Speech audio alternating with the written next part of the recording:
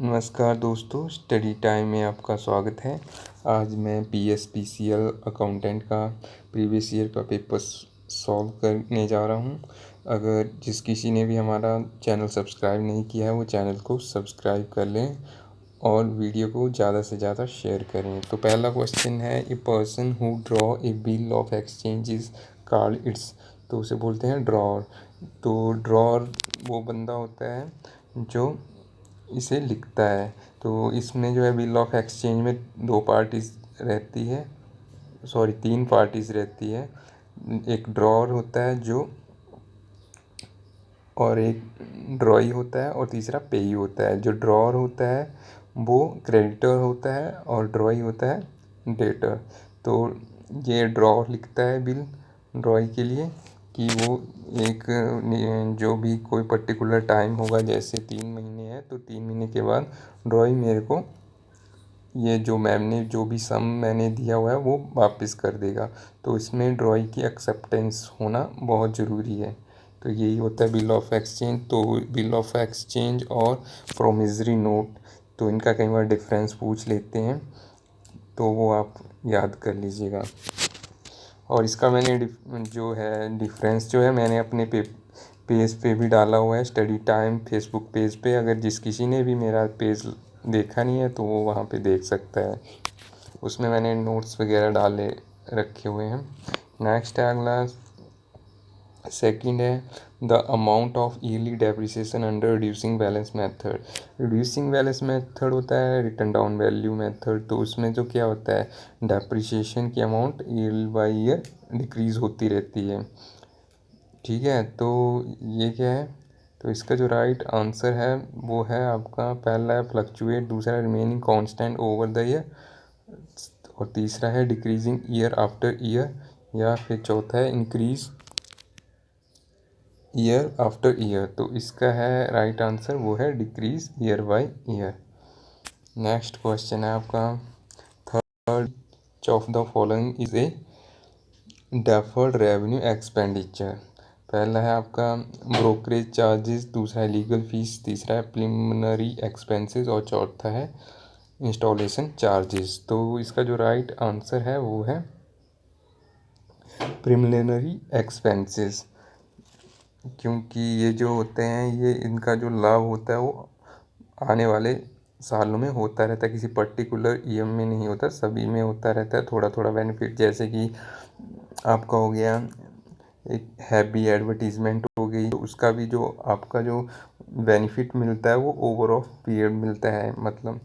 ठीक है, next question है आपका fourth, a book which contain all the accounts affected by various transaction in the business is known as. तो उसे क्या बोलते हैं, लेजर बोलते हैं। ठीक है, लेजर पहले पोस्ट लेजर में जो जर्नल में जो भी एंट्रीज की जाती है उसकी हर एक अकाउंट उसकी पोस्टिंग जो है लेजर में की जाती है, जिसमें सभी के अलग अलग अकाउंट खोले जाते हैं। ठीक है, तो लेजर इसका राइट आंसर है। नेक्स्ट है आपका fifth question, job costing is not used in the following industry. तो पहला ऑप्शन है आपका शिप बिल्डिंग, दूसरा है केमिकल, तीसरा है ऑटोमोबाइल और चौथा है मशीन बिल्डिंग। तो इसका जो राइट आंसर है वो है आपका ऑटोमोबाइल इंडस्ट्री। ठीक है, क्योंकि इसमें जो है प्रोसेस कॉस्टिंग टेक्निक यूज़ होती है, ना कि जॉब कॉस्टिंग। क्योंकि इसमें जो है पर्टिकुलर जो भी चीज़ मैन्युफैक्चरिंग की जाती है उसे डिफरेंट डिफरेंट स्टेज में आगे आगे जाती है, तो वो ऑटोमोबाइल इंडस्ट्रीज होती है, वो इसका राइट आंसर है। प्रोसेस कॉस्टिंग है, ताकि जॉब कॉस्टिंग का पार्ट है। ठीक है, नेक्स्ट है आपका sixth, margin of safety is defined as. तो ये क्या होती है, मार्जिन ऑफ सेफ्टी होती है आपकी, ये होती है आपकी a difference between sale and break even sale. ठीक है, वो होती है आपकी मार्जिन ऑफ सेफ्टी। ठीक है, तो नेक्स्ट क्वेश्चन है सेवन्थ क्वेश्चन है आपका, what is the cost of material used in production value operating stock of material is rs 10,000 raw material purchase 50,000 carries inward rate 1,000 and closing stock is 20,000। ठीक है, तो आपने क्या निकालना है,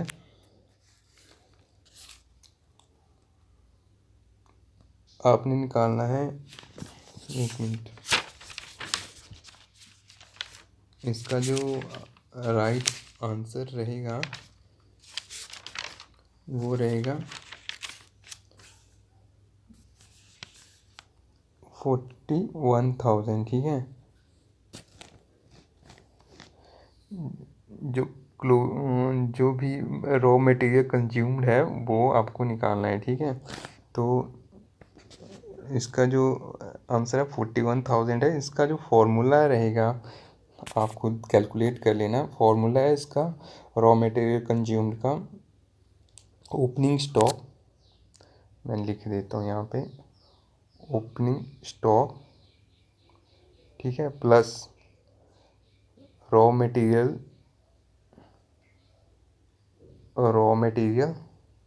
ठीक है,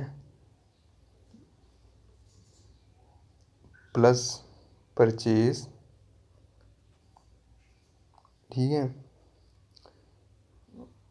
जो रॉ मटेरियल परचेज किया वो है, प्लस डायरेक्ट एक्सपेंसेस, ठीक है, और माइनस क्या करना है आपने, क्लोजिंग स्टॉक। ठीक है, ठीक है, तो जो आपका आपका आंसर है 41,000 वो आ जाएगा। तो आपने ओपनिंग स्टॉक है आपका 10,000 और आपका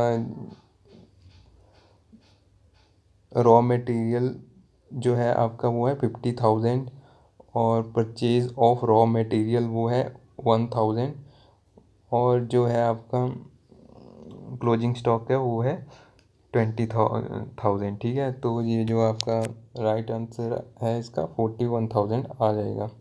ठीक है, नेक्स्ट क्वेश्चन है आपका 8th है the function of management accounting is. तो जो हमारे अकाउंटिंग होती है उसके 3 टाइप्स हैं, एक है फाइनेंशियल, दूसरा कॉस्ट और मैनेजमेंट। ठीक है, फाइनेंशियल अकाउंट में हम पीएल एंड अकाउंट बनाते हैं, बैलेंस शीट बनाते हैं, रिकॉर्डिंग करते हैं ट्रांजैक्शन की, ये रहता है। और कॉस्ट अकाउंटिंग में हम पर यूनिट कॉस्ट वगैरह डिटरमाइन करते हैं। और जैसे कि इसमें जो आता है, जैसे कि जिससे हम सेल प्राइस जो है वो हम निकाल सकें, जिससे कि हमें पता चल सके कि सेल्स प्राइस हमारा कितना होना चाहिए। अगर हमें पर यूनिट की कॉस्ट पता होगा किसी भी प्रोडक्ट की, तभी हम सेल प्राइस हम निकाल सकते हैं। तो ये जो इस तरह के जो रहते हैं वो शुगर इंडस्ट्रीज़ हो गया, सीमेंट इंडस्ट्री हो गया, वहाँ पे ये ज़्यादा ज़रूरत होती है कॉस्ट अकाउंटिंग की। और जो हमारा तीसरा रहता है वो रहती है मैनेजमेंट अकाउंटिंग, जिसमें हम एनालाइज करते हैं, इंटरप्रिटेशन करते हैं जो भी हमने फाइनेंशियल स्टेटमेंट बना रखी हैं उनको। तो इसमें जैसे कि हम फंड फ्लो स्टेटमेंट से हम एनालाइज करते हैं, रेशो एनालिसिस से। तो ये जो भी काम रहता है वो मैनेजमेंट अकाउंटिंग का रहता है।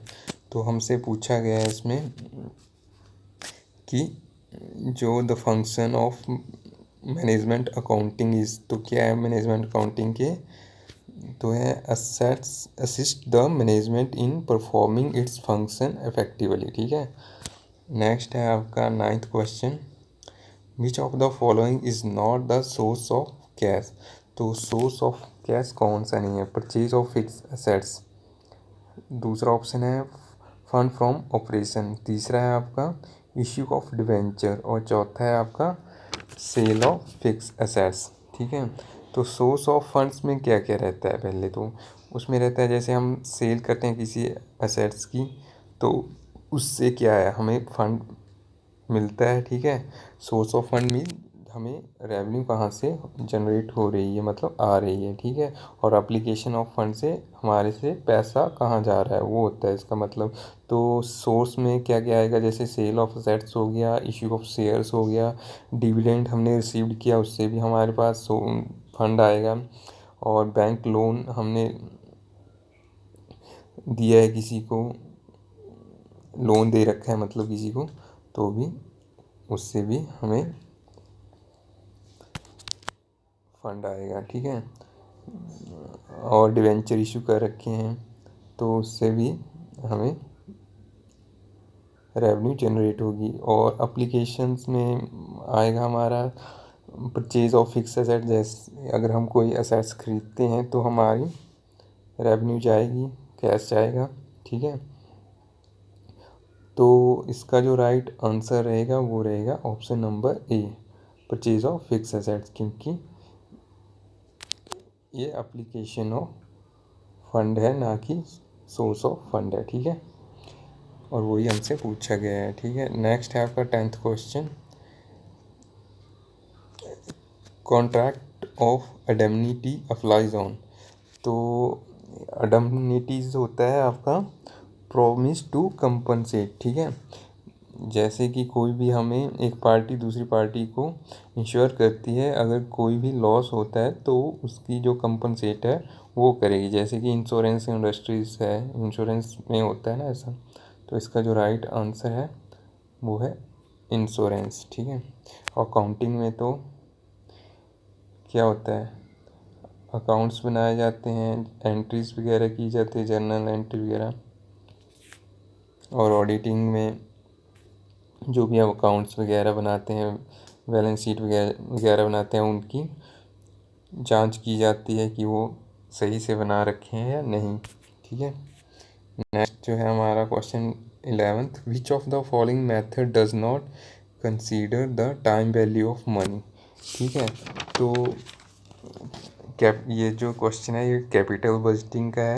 तो कैपिटल बजटिंग जो है काफ़ी इम्पोर्टेंट टॉपिक है। इसमें इसके दो टाइप हैं, एक है ट्रेडिशनल मेथड और दूसरा है मॉडर्न मेथड, ठीक है। तो जो ट्रेडिशनल मेथड है कैपिटल बजटिंग का, ठीक है, एक ट्रेडिशनल हो गया, दूसरा हो गया मॉडर्न, ठीक है, ठीक है। तो ट्रेडिशनल में आता है आपका पेबैक पीरियड, ठीक है, एवरेज रेट ऑफ रिटर्न आ गया, ठीक है, और तीसरा आ गया पोस्ट पेबैक पीरियड, ठीक है, ठीक है। आप लिख लेना इसे। तो ये जो होता है ये क्या होता है, इसमें जो है हम टाइम वैल्यू ऑफ मनी को कंसीडर नहीं करते, जो ट्रेडिशनल अप्रोच होती है, ठीक है। जो ट्रेडिशनल मेथड होता है इसमें हम टाइम वैल्यू को कंसीडर नहीं करते। और जो हमारा मॉडर्न मेथड रहते हैं उसमें उसमें हम टाइम वैल्यू ऑफ मनी को कंसीडर करते हैं, ठीक है। तो इसमें जो है मॉडर्न अप्रोच में जो रहता है वो रहता है IIR, internal rate of return method है इसका। दूसरा है प्रोबेबिलिटी इंडेक्स है, NPV भी इसी का ही पार्ट है, नेट प्रेजेंट वैल्यू। तो इसमें हम जो है टाइम वैल्यू ऑफ मनी को कंसीडर करते हैं, ठीक है। तो विच ऑफ द फॉलोइंग, यही क्वेश्चन पूछा गया, विच ऑफ द फॉलोइंग मैं not consider time value of money. तो कौन सा नहीं करता, पेबैक पीरियड, ठीक है। बाकी जो है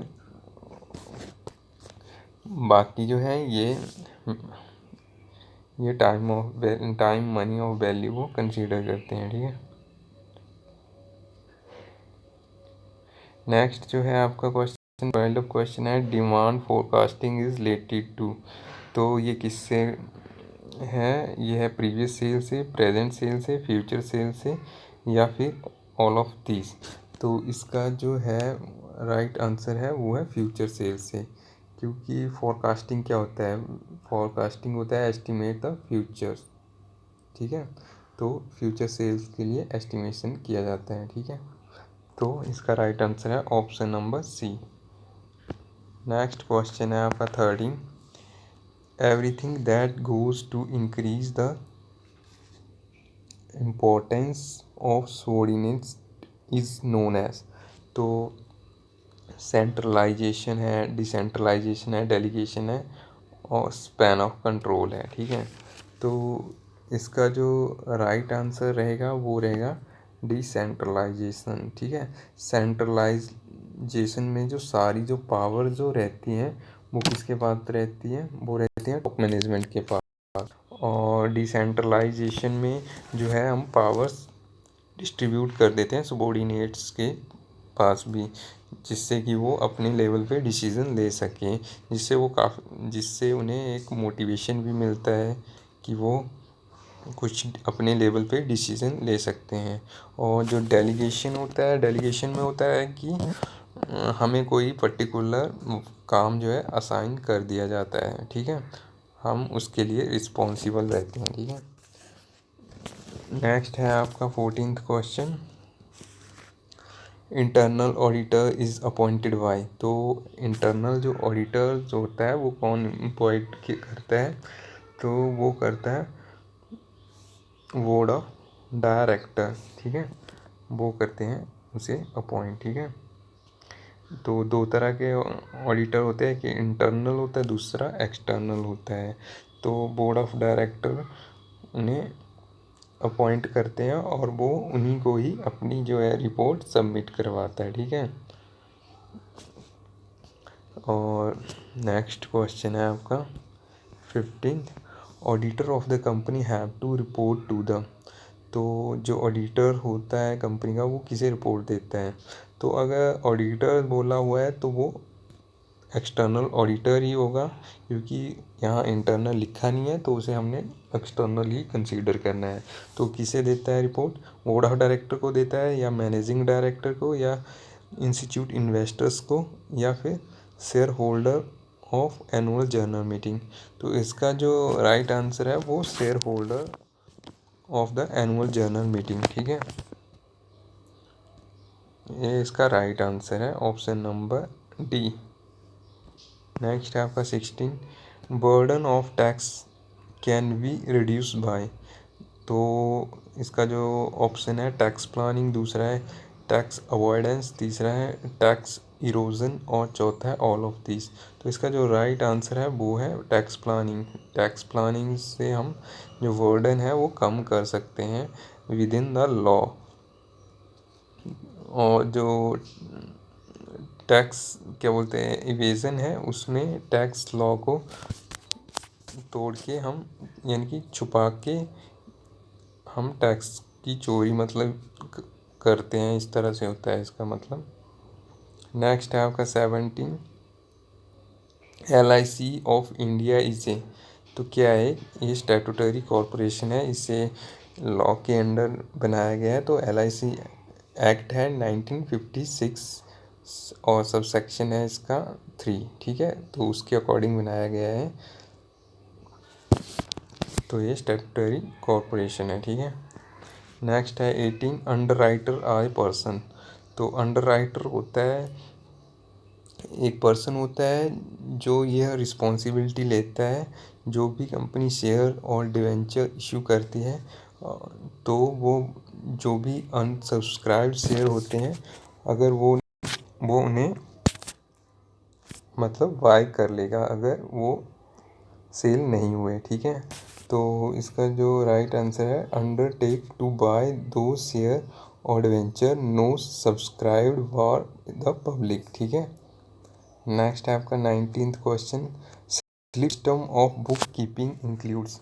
तो इसमें है paying in slip, withdrawal slip, cheque और ऑल ऑफ दीज। तो इसका जो राइट आंसर है वो है ऑल ऑफ दीज। ठीक है, ये जो पे इन स्लिप सिस्टम है, स्लिप सिस्टम है, इसमें जो है हमें एंट्री करने की ज़रूरत नहीं होती।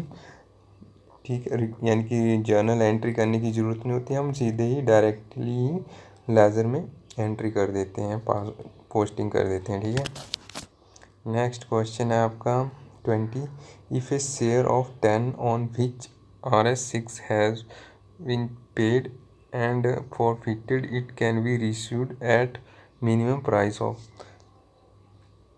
तो उसे हम 4 पर शेयर जो होता है उसको इशू कर सकते हैं, ठीक है। क्योंकि जो है हमने 6 पर जो हमने 21 क्वेश्चन है आपका, balance of debenture sinking fund after redemption of debenture is transfer to. तो पीएल एंड अकाउंट है ऑप्शन नंबर 1, दूसरा है जर्नल रिजर्व, तीसरा है डिवेंचर और चौथा है नॉन ऑफ दीज। तो इसका जो राइट आंसर है वो है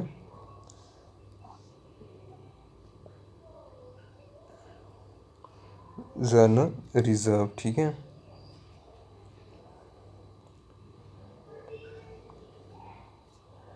नेक्स्ट है आपका 22, security premium account is shown on the liability side in the balance sheet under. तो उसे हम किस में दिखाते हैं, उसे हम दिखाते हैं रिजर्व एंड सरप्लस, ठीक है। जो सिक्योरिटी प्रीमियम जो रहता है वो रहता है जैसे कि कंपनी शेयर इशू करती है तो वो इशू जो पार प्राइस होता है उससे अधिक पे इशू करती है, तो जो भी एक्सेस अमाउंट होता है वो आपका सिक्योरिटी प्रीमियम अमाउंट होता है, ठीक है। तो इसे जो हम कहाँ करते हैं ट्रांसफ़र, रिजर्व एंड सरप्लस पे, ठीक है। नेक्स्ट क्वेश्चन है आपका 23, which of the following method is not related to the valuation of equity share, ठीक है। तो इसका जो राइट आंसर है वो है जो वैल्यूएशन ऑफ इक्विटी जो होता है, इसमें 3 मेथड है इसके। पहला जो है इंट्रांसिक वैल्यू है, दूसरा जो है अर्निंग यील्ड मेथड है और तीसरा जो है equity share holder value method है। और ये जो सुपर प्रॉफिट मेथड है ये इसका नहीं है पार्ट, ठीक है। ये वैल्यूएशन ऑफ गुडविल का पार्ट है, तो ये राइट आंसर है आपका, ठीक है।